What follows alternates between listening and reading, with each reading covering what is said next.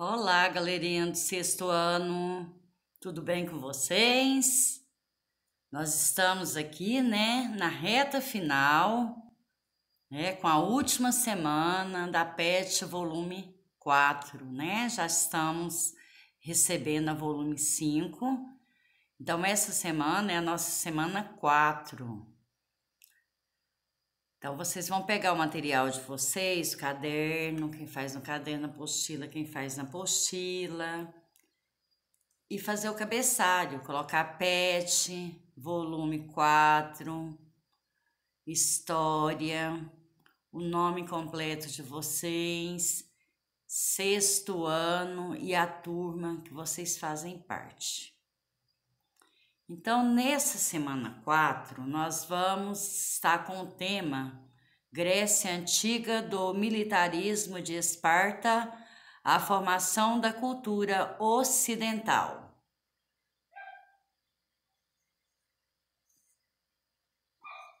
Então, aí está o tema,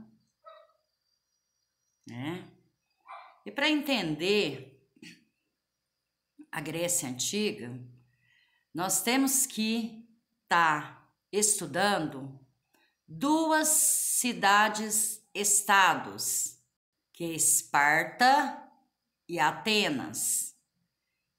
O que é uma cidade-estado? É uma cidade independente, que surgiu, foram as primeiras formas de estados, de cidades-estados que surgiram, Então, nós vamos estar focando nessas duas cidades, estado, que era Esparta e Atenas. Então, para isso, a gente precisa ver e saber a respeito de cada uma delas, Aqui,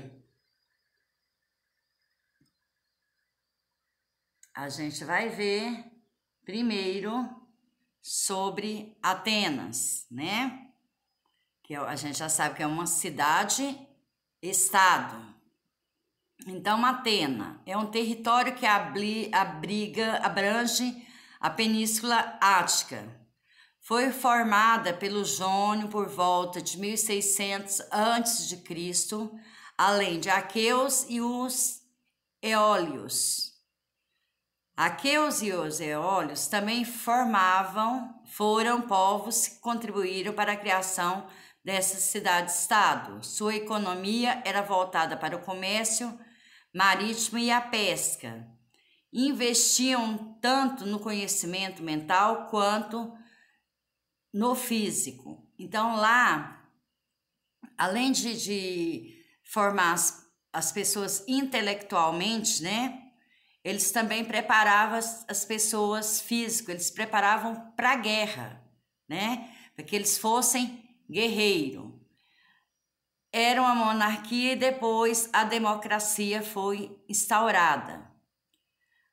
A sociedade ateniense era dividida entre eupatríadas, que eram as grandes propriedades, membro das famílias mais antigas, era o bem nascido, era a aristocracia, ou seja, a camada mais rica da sociedade. Era a camada mais rica, que era a aristocracia, que era as eupatríadas. Depois vinham os georgões, que eram os pequenos proprietários. Em seguida, vinham os demergos, que eram comerciantes, artesão, pobre em geral. Depois vinham os mentecas, que eram estrangeiros ou filhos de estrangeiros. E na base da pirâmide, os escravos, que eram pioneiros de guerra ou elementos endividados. Então, lá, escravo não era como foi aqui no Brasil, negros, Eles eram prisioneiros de guerra ou alguém que possuía uma dívida muito grande, aí se tornava escravo. A escravidão lá era diferente da escravidão nossa, que aconteceu aqui no nosso país. Lá, eles não eram considerados e tratados como escravos, sim como membro das famílias que o acolhia, que o tinha como escravo. Agora nós vamos ver um pouco sobre os espartas, né?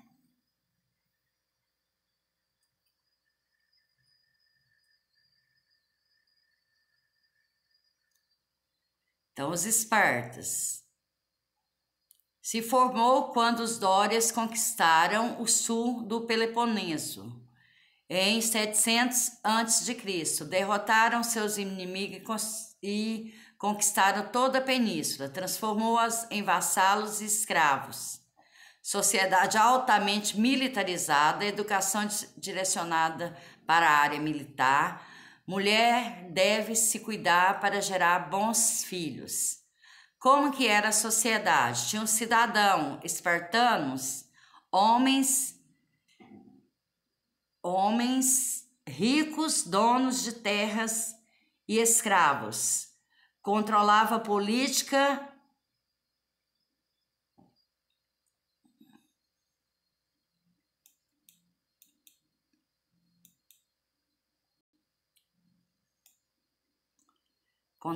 política e o exército de Esparta. Depois a segunda camada, aí 10% eram os periecos, que eram homens livres, comerciantes, artesãos, naturais de outras polis, não possuíam direitos em Esparta.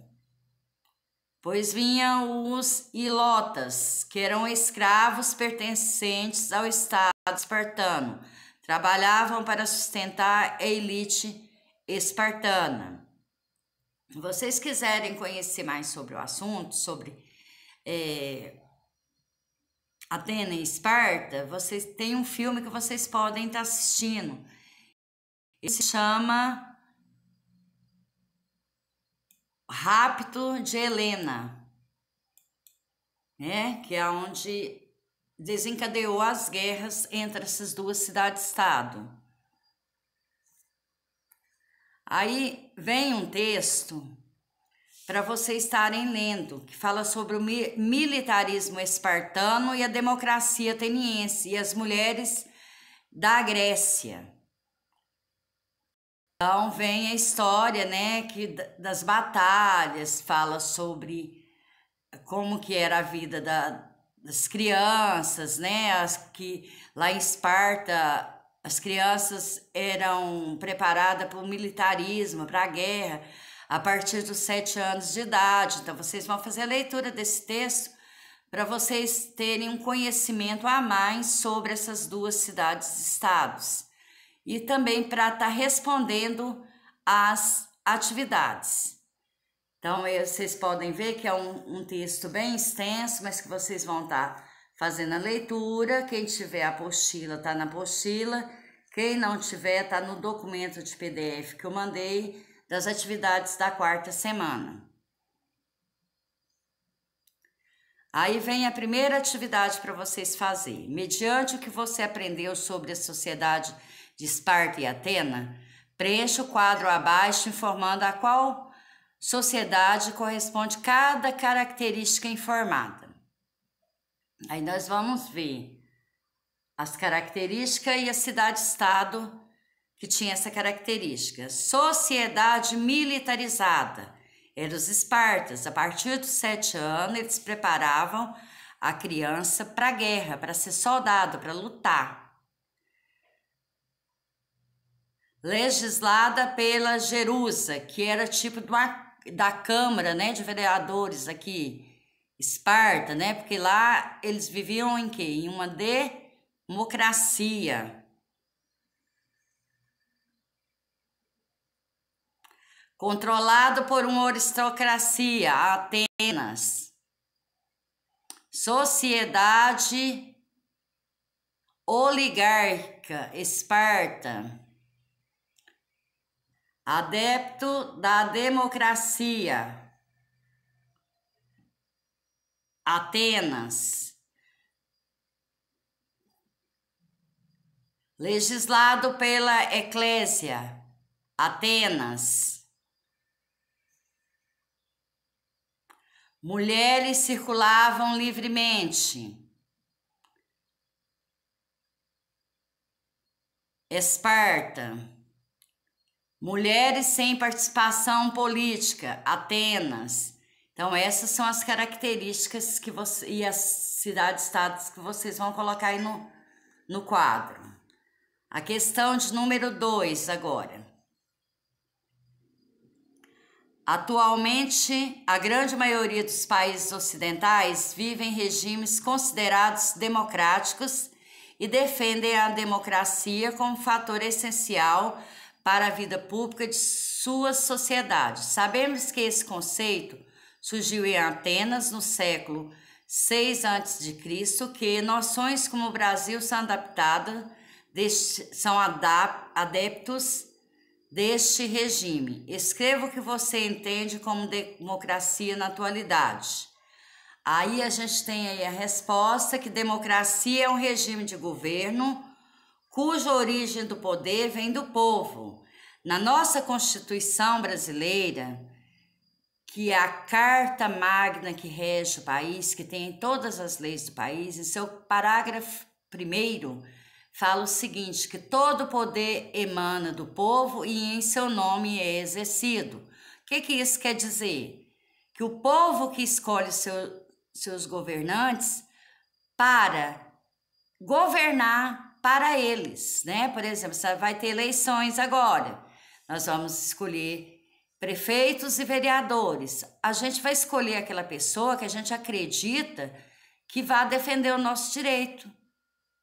E ninguém pode interferir, ninguém pode pedir para você votar no fulano ou no ciclano. Eu falo os pais de vocês, porque vocês ainda não têm idade para votar, né? O voto, ele é secreto e tem que ser consciente. A pessoa não pode ir votando em quem faz algum favor para ela, não. Porque senão a gente não vive em uma democracia, né? A gente não tem a liberdade de escolha. Então, a gente já viu o que é uma democracia, né? Em um governo democrático, todos os cidadãos possuem o mesmo estatuto e têm garantia e direito à participação política, né? As pessoas têm o direito de votar e têm o direito de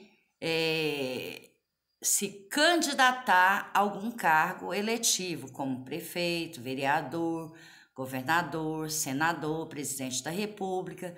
Então, todas têm esse direito, né? E nós temos o direito ao voto, porque antigamente nem todo mundo podia votar, né? E hoje não, hoje o voto é facultativo para pessoas com 16 anos e acima, se eu não me engano, de 70. O que é ser facultativo? A pessoa pode votar se ela quiser, ela não é obrigada. E é obrigatório a partir dos 18 anos. Aí, se você tem 18 anos, você não vota, você vai cumprir e pagar alguma penalidade, porque você tinha que exercer o seu direito de cidadão, certo? Aí, em seguida, vem um outro texto. O outro texto é a cultura grega. A cultura grega do mundo clássico para o Ocidente atual. Então, esse é o outro texto. Também é um texto bem grandinho, né? Que vai ajudar vocês a terem mais informação sobre como que era a forma de governar lá, né, em Atena e Esparta, e como que é a forma de governar aqui, né? Vocês vão ver quem são os filósofos, o que eles falavam, né? Vocês viram que lá eles também priorizavam a parte intelectual, o conhecimento, né? E esse conhecimento era geralmente praticado pelos filósofos da época. Então, vamos ler o texto com bastante atenção, para em seguida responder a questão de número 2 aí, ó.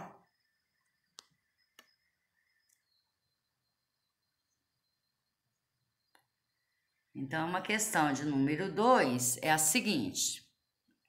O filósofo Sócrates, que viveu entre 470 a.C. e 399 a.C., em sua pesquisa acerca do sentido da vida, questionava o que as pessoas entendiam como sabedoria. Disse a seguinte frase: só sei que nada sei. Diante desse enunciado, responda: o que Sócrates pretendia explicar ao proferir essa frase? Ele tentava explicar que ninguém sabe tudo, que a gente sempre está aprendendo, né? Sempre está aqui para aprender. Então, isso que ele quis explicar, que ninguém sabe tudo, que temos sempre alguma coisa para aprender, né?